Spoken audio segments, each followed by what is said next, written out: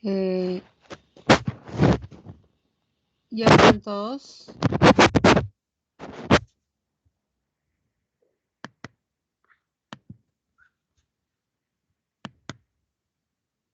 $32. Hay poquitos. Bueno, no importa. Bueno, vamos a empezar la actividad.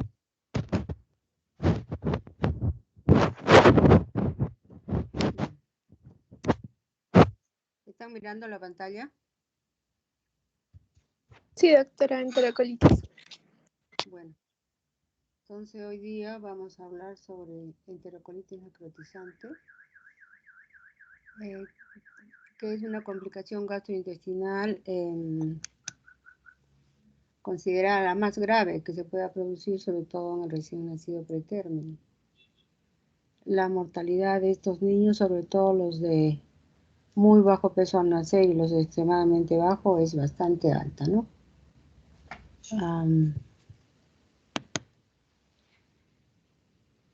Es un síndrome de lesión intestinal, ¿no? Como ya les decía, la emergencia más frecuente en los neonatos pretérminos. Puede aparecer de 1 a 3 por cada 1000 recién nacidos vivos, y el porcentaje de estos niños que ingresan a la UCI es del 1 a 8%. Sobre todo, como ya les manifesté, es más frecuente en los recién nacidos pretérminos de muy bajo peso, y la mortalidad es más alta en los extremadamente bajos, ¿no? También se puede presentar en los recién nacidos a término, pero la incidencia es mucho menor, ¿no? Los factores de riesgo son sobre todo la prematurez, especialmente, como les digo, en los menores de 1000 gramos, la colonización bacteriana intestinal, digamos, alterada por la presencia de fórmulas que se le puedan dar al recién nacido, a diferencia de la leche materna, que crea una flora bacteriana de bifidobacterias que protege el intestino, ¿no? Hay un antecedente de compromiso de la vitalidad fetal, sobre todo cuando es un niño que ha nacido con problemas de asfixia o que presenta distrés respiratorio severo con una hipoxia, digamos, continua, ¿no? Lo que les decía, alimentación con fórmula, que son soluciones hiperosmolares, en paciente que presenta alteraciones hemodinámicas, que hay alteraciones de la temperatura, hipotermia, que se le haya realizado una exsanguinotransfusión, que sea portador de una cardiopatía congénita, que tenga el antecedente de haber presentado poliglobulia con hiperviscosidad y en gemelos monocoriales, ¿no? Entonces, en cuanto a la patogenia, pues, como ustedes han visto, está relacionado con los antecedentes, es multifactorial. La isquemia va a producir una hipoxia intestinal, ¿no? Hay una deficiencia inmunitaria intestinal, sobre todo en los prematuros. Se va a presentar una colonización bacteriana, y el cuadro con la ingesta de fórmulas, ¿no? En cuanto a la prematurez, vemos que es el factor más importante asociado a la enterocolitis necrotizante. ¿Qué pasa en el prematuro? En el prematuro hay un déficit enzimático y hormonal, ¿no? Hay una deficiente autorregulación de la microflora intestinal, hay una disminución del movimiento intestinal, o sea, del peristaltismo, hay una escasa cantidad de inmunoglobulina A secretora y un déficit inmunológico. Cuando un niño es alimentado con leche humana, estudios realizados manifiestan que disminuye la incidencia de enterocolitis necrotizante.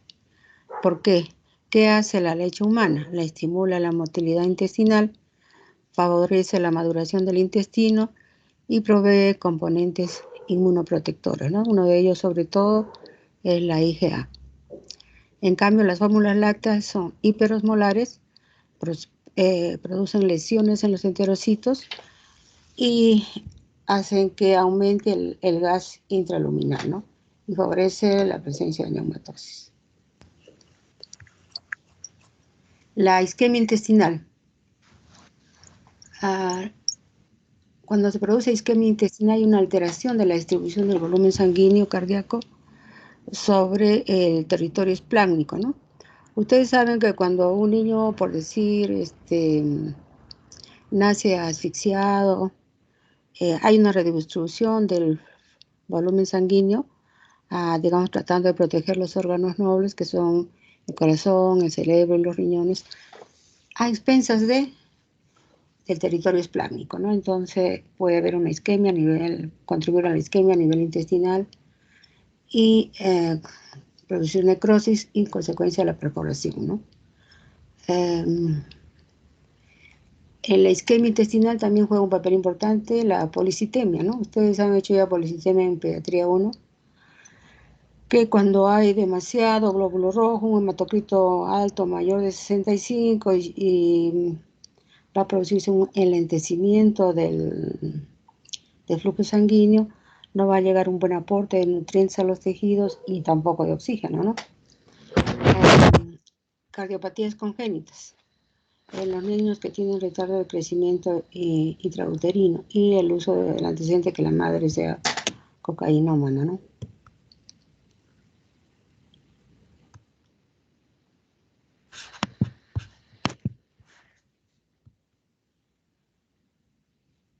Entonces, en la enterocolitis necrotizante se producen mediadores inflamatorios condicionados por la hipoxia intestinal, que va a haber una liberación del factor de agregante plaquetario. Esto va a producir una acción inflamatoria directa y una apoptosis celular, ¿no?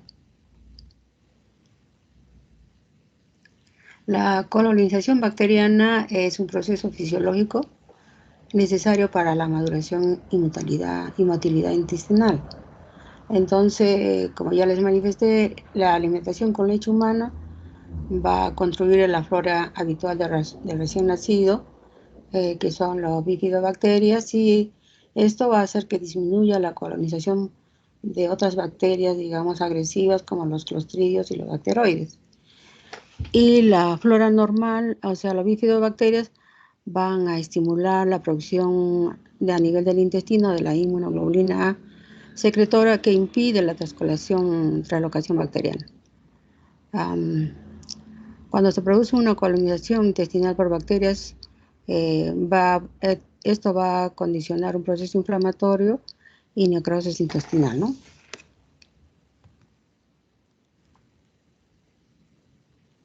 Entonces, ¿qué pasa con los recién nacidos que no son prematuros, ¿no?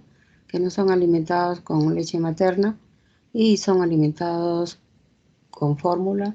Lógicamente la flora intestinal va a ser diferente, ¿no? Los factores del recién nacido prematuro que predisponen al crecimiento bacteriano en el intestino inmaduro son el déficit de inmunoglobulina secretora, porque no son alimentados con leche materna, desnutrición, estrés. Va a haber una disminución en los recién nacidos prematuros del ácido gástrico. Como ya les manifesté, la motilidad intestinal o el peristaltismo es deficiente. Y hay una disminución también de los ácidos grasos de cadena corta en la luz del colon. En el cuadro clínico hay unas dos formas de presentar, que es la aguda o fulminante y la insidiosa. En el cuadro clínico hay signos gastrointestinales como distensión abdominal, intolerancia al alimento, con la presencia de residuos gástricos elevados, que pueden ser claros o de tipo bilioso, puede haber vómitos, puede haber sangre oculta en heces o sangre evidente, ¿no? En forma macroscópica, diarrea, dolor a la palpación abdominal, un residuo fecaloide o edema o acompañado de eritema de la pared abdominal. En cuanto a los signos sistémicos, son muy similares a un cuadro de sepsis. Hay letargo, inestabilidad térmica, apneas, dificultad respiratoria, bradicardia, hipotensión arterial, mala presión periférica, oliguria, como al final simulan como un cuadro de shock séptico. En el laboratorio no hay, digamos, pruebas específicas para NIC, ¿no? Lo que tiene que hacerse a cualquier niño que se sospecha que haya alguna incubándose o desarrollándose una infección, hay que tomarle un hemograma. Es más, digamos, ominoso el pronóstico cuando hay leucopenia y neutropenia, ¿no? El recuento de neutrófilos menor de 1500 por milímetro cúbico, y esto, como ya les dije, peor pronóstico y la posibilidad de muerte es mucho mayor. La trombocitopenia, menos de 100.000, puede haber trastornos del sistema ácido básico, puede haber una mala regulación de la glucosa con hipoglicemia o hiperglicemia, acompañado de alteraciones hidroelectrolíticas y una PCR aumentada. En el estudio de imágenes, la radiografía simple de abdomen debe tomarse en el cúbito dorsal y lateral, ¿no? Es el método auxiliar, digamos, más importante.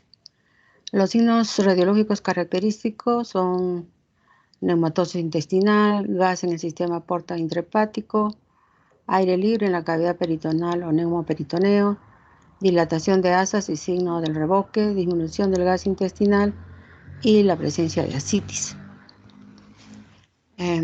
Acá estamos viendo una imagen radiográfica donde se ve una gran dilatación de asas intestinales. Está engrosada la pared por edema de pared intestinal, se ven algunos niveles hidroaéreos y una imagen solitaria de neumatosis.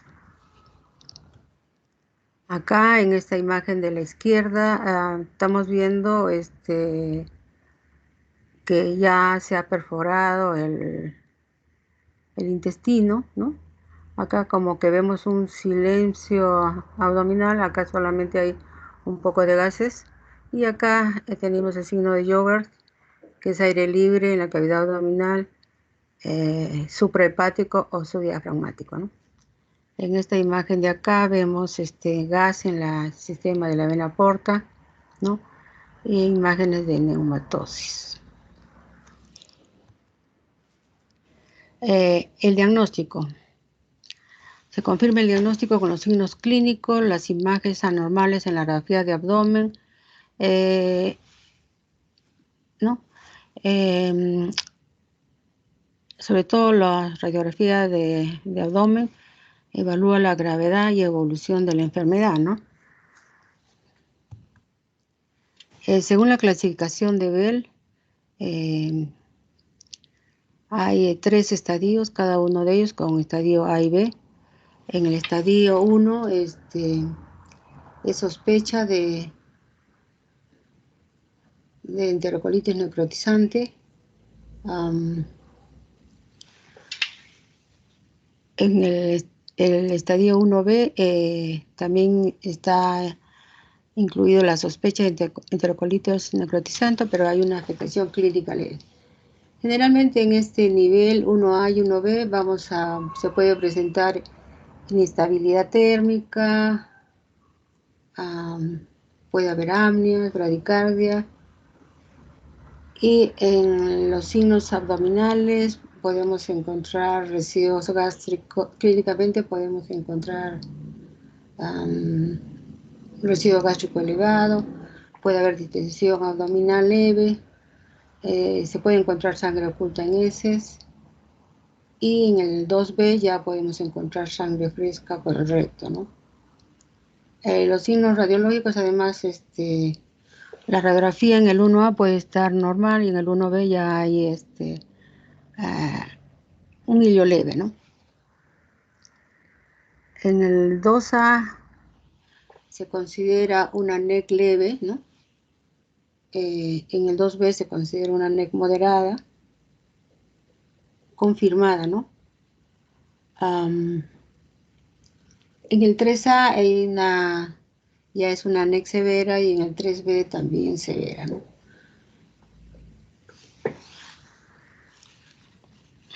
Acá tenemos como les decía, este cuadrito es interesante. Este es la clasificación de Bell modificada. El 1A y el 1B sospecha. Esto es lo que les decía, lo que se presenta. Y en el 2A es ya confirmada, que es leve, la 2B moderada, ¿no? Y acá están las características, ¿no? En el 2A ya se puede ver que hay mayor dilatación de heces intestinales y puede haber neumatosis aislada. Ya puede haber disminución de los ríos hidroaéreos también, ¿no? Y la distensión abdominal es mucho más marcada. En el 2B ya se agregan acidosis leve, trombocitopenia, hay un edema ya incluso de la pared abdominal, una masa palpable sensible en el abdomen, ya la neumatosis es mucho más extensa, ¿no? Y puede haber, puede encontrarse también presencia de ascitis. En la severa, digamos ya el apnea es más marcada, igual que la acidosis metabólica. Estos niños ya pueden necesitar ventilación mecánica como apoyo respiratorio porque presentan hipotensión o oliguria y signos de coagulación intravascular diseminada.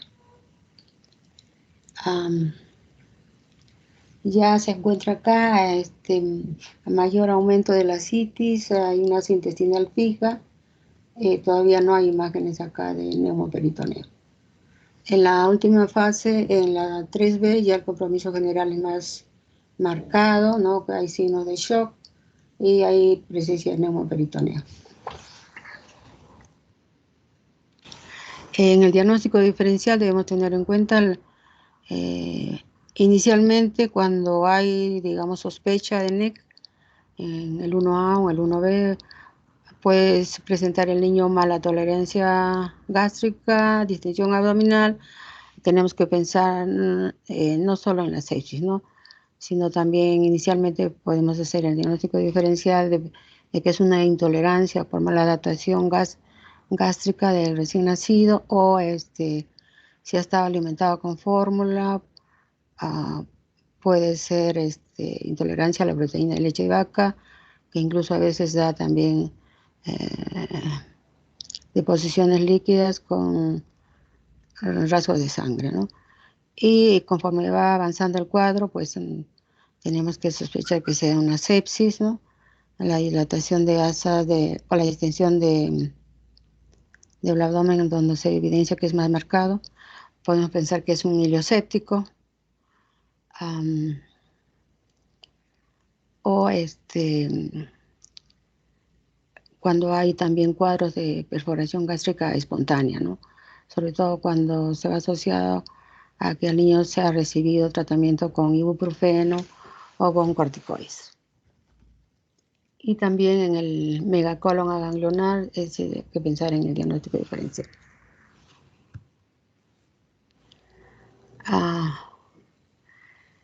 En cuanto a esa administración prenatal de betametasona, hay algunos estudios que dicen que reduce digamos, la frecuencia y la severidad de NEC, pero hay otros estudios también que no lo contradicen, ¿no? Dice que no es realmente efectivo, al igual que el uso de los probióticos, ¿no? No está comprobado que disminuya la incidencia ni tampoco disminuya la mortalidad. Lo que sí, la prevención, el más importante es iniciar la alimentación en estos recién nacidos con leche humana y la prevención de infecciones también, ¿no? El tratamiento engloba estos puntos, que es la suspensión de la alimentación enteral. Hay que hacer una descompresión gastrointestinal con aspiración nasogástrica. Hay que hacer un buen reemplazo de líquidos electrolitos. Hay que usar antibióticos de amplio espectro. y nutrición parenteral total. Entonces, ¿qué debemos hacer ante la sospecha de NEC? Suspender la alimentación enteral, colocar sonda nasogástrica u orogástrica. Tenemos que solicitar una radiografía de abdomen y alimentación parenteral. Y una interconsulta cirugía para opinión, ¿no? Ante la confirmación de un NEC, o sea, el 2A y el 2B, igualmente se continúa con el ayuno y drenaje gástrico. Se debe hacer cultivos de todos los fluidos, de sangre, orina y líquido cefalorraquídeo. Iniciar terapia antibiótica, puede ser ampicilina y genta o ampi y amica. Y cuando se sospecha neumoperitoneo, presencia de anaerobios, podemos echar mano al metronidazol. Hay que hacer también hemograma antes de la terapia antibiótica, PCR, gases en sangre, ionograma, o sea, el estudio de electrolitos y pruebas de función renal. Este niño debe controlarse sus funciones vitales continuamente en cada turno, un buen balance hídrico, una diuresis horaria adecuada y a evaluar una buena perfusión periférica. Mantener una buena hidratación e iniciar alimentación parenteral, nutrición parenteral. En el caso de los recién nacidos graves, o sea, según la clasificación de Bell, 3A o 3B, tenemos que expandir el volumen intravascular porque estos niños ya están entrando en shock. Hay que hacer uso de inotrópicos, ¿no? De repente estos niños también van a necesitar un apoyo respiratorio mecánico. Hay que hacer una corrección de la acidosis metabólica y tenemos que controlar en forma periódica, mínimo cada 6 horas, con estudio radiográfico y evaluar la necesidad de cirugía. ¿Qué criterios tiene, digamos, el cirujano pediatra para hacer la intervención quirúrgica? Cuando hay una fuerte sospecha de perforación intestinal o esta se confirma. Si se observa neumoperitoneo en la radiografía, cuando el estado clínico del paciente se deteriora, pese a que se le ha iniciado tratamiento adecuado. Hay un comienzo y una progresión rápida de neumatosis, masas abdominales y obstrucción intestinal, ¿no? Las causas de mal pronóstico, como son la sepsis por la translocación bacteriana, la inmadurez de la barrera inmunológica intestinal del prematuro y la perforación intestinal, ¿no? El síndrome compartimental abdominal, disfunción cardíaca, pulmonar y renal, la presión abdominal es muy elevada, necesita una urgencia quirúrgica y una descompresión abdominal, ¿no? Las complicaciones que presentan en mayor porcentaje después del acto quirúrgico son las estenosis, el síndrome de intestino corto, resecciones amplias en uno o en varios tiempos, ¿no? Lo que va a condicionar la resección del intestino va a condicionar una mala absorción de líquidos y nutrientes entéricos que lo va a llevar al niño pues a una desnutrición, va a condicionar una colestasis, ¿no? Que va a producir una cirrosis, una insuficiencia hepática, debido a que estos niños van a ser necesario que reciban una nutrición parenteral prolongada, ¿no? También va a haber retrasos del neurodesarrollo por la hospitalización prolongada. Bueno, esto es todo lo que les quería hablar sobre enterocolitis necrotizante.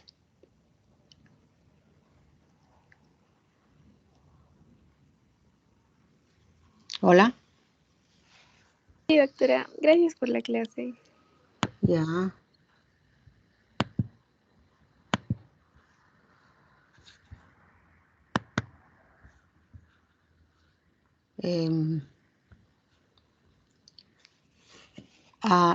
¿Alguna pregunta, comentario?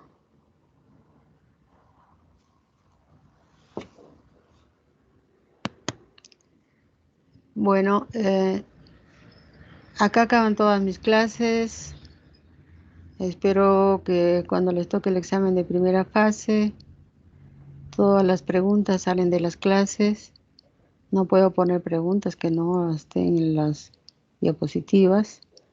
Y generalmente algunas veces pongo imágenes o casos clínicos en cuanto al diagnóstico y al manejo. Eso es todo. Gracias. Gracias a usted, doctora. Ok. Gracias, doctora. Gracias, doctora. Gracias, doctora. Doctora. Hasta luego.